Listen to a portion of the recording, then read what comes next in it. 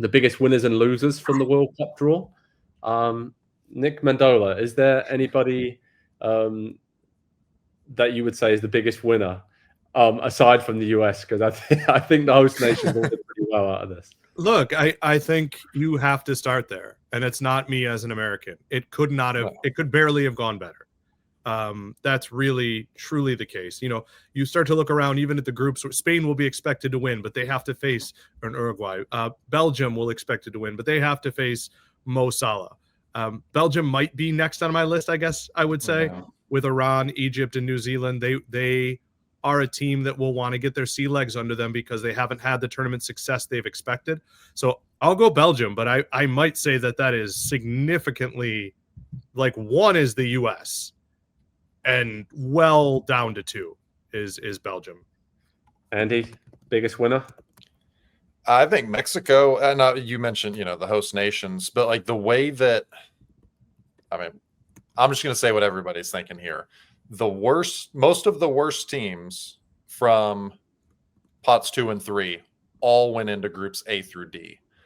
And so what that sets up in E through L is just so much incredible quality. And what you get from A through D is you're going to get 2 or 3, of the underdog kind of dark horse. Nobody knows teams are going to come out of their groups and go into the knockout rounds and see if they can make a little bit of noise. So like this is from a storyline and narrative perspective. I think it sets up perfectly from an intrigue.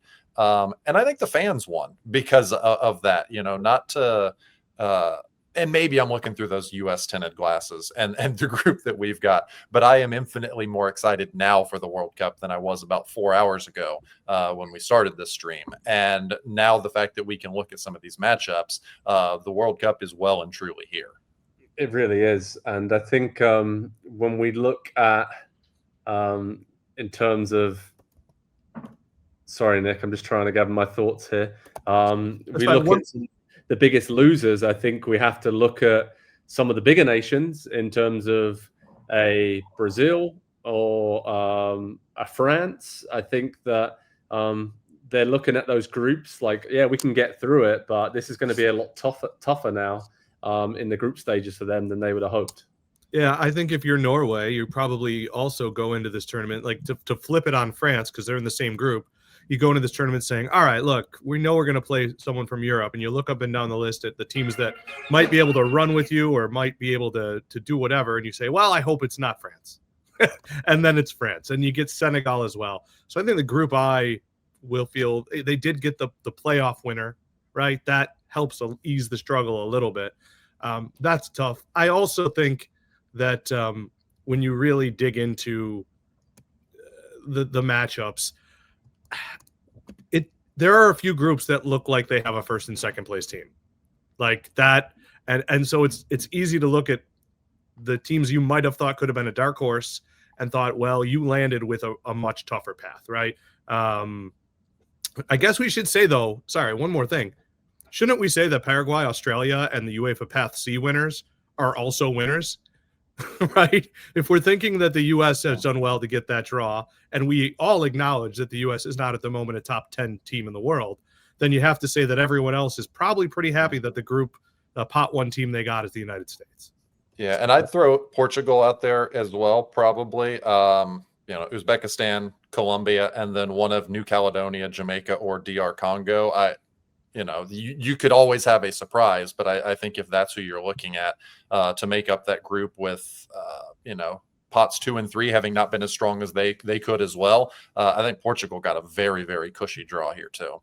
I also, guys, we have to rethink of what we call the group of death, because none of these seem as brutal as some of the ones we have seen in the past. Ghana, Germany, Portugal, the United States, but in this new world, some of these are quite difficult, and yet I think maybe we're looking at it through a 32-team glasses.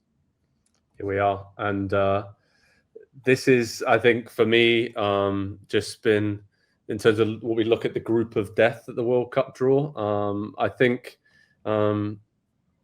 now there's again 3 or 4 that are really difficult, but with the third place teams going through, like we said, I think that this is just makes it more interesting. Like, think about Haaland and Mbappe going off in the group stage when they're both Golden Boot leaders, and what that will be. But I do think that there's some really, really difficult groups for some of the big teams to manage. And we focus again on the biggest winners and losers. I think in terms of the losers, I think if you are again a Curacao or some of these smaller nations, Cape Verde, Haiti as well, I think there's some really hard draws there, right, Andy? In terms of, you would have hoped that some of the underdog stories, they would have got slightly kinder draws, and I think maybe we're going back to some of the losers of the draw.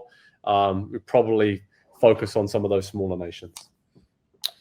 Yeah, I think everybody in Group C probably is going to feel, even Brazil, because of the challenge of Morocco and a team being so tournament tested, and Brazil being at a bit of a transition moment, I think is going to maybe make that a little bit more difficult. And so I think everybody in C is going to feel like they have their work cut out for them, and especially if you're Haiti and Scotland down, projected at the bottom of that group. But we do also need to remember, in this tournament, there are some third place teams that are going to get through. And when we look at the groups, you think of France, Senegal, and Norway being in a group and say, okay, well, 3 teams can get through. They'll all get through and justice will be done. Probably not, because at some point, at some point, those teams that really back themselves and play an aggressive style, somebody's going to win, and somebody's going to lose, and somebody's not going to be one of those best place, third place teams, one of those 3 teams probably. And so, those are probably also the 3 other teams that are, not unhappy, because I think this is why you want to go to the World Cup. You relish the challenge and the opportunity to test yourself at such an incredibly high level, and what you can do to make a name for yourself and for your country. But they're all going to feel like they've really, really got their work cut out for them, and a hard job when the group stage begins. But whoever is in Group I as the playoff path winner is going to show up. I mean, let's say it is Bolivia, a Bolivia team that is used to playing against the best teams in the world in qualifying, is used to packing the bus, is used to playing in the weather. They're not like France, Senegal, Norway will all look at, say, the Bolivia-Iraq game or whoever it is coming out of that group and say, not only do we need to win, but we need goal differential. We need to pile on the goals. And whoever that team is, they're going to show up and say, we're going to play at least 270 minutes of this tournament. We're going to be 270 difficult minutes to beat. Hi there, I'm Rebecca Lowe, studio host of NBC's coverage of the Premier League. Don't forget to hit subscribe to watch more videos all season long. And for even more Premier League content, from original series to live matches, head over to Peacock.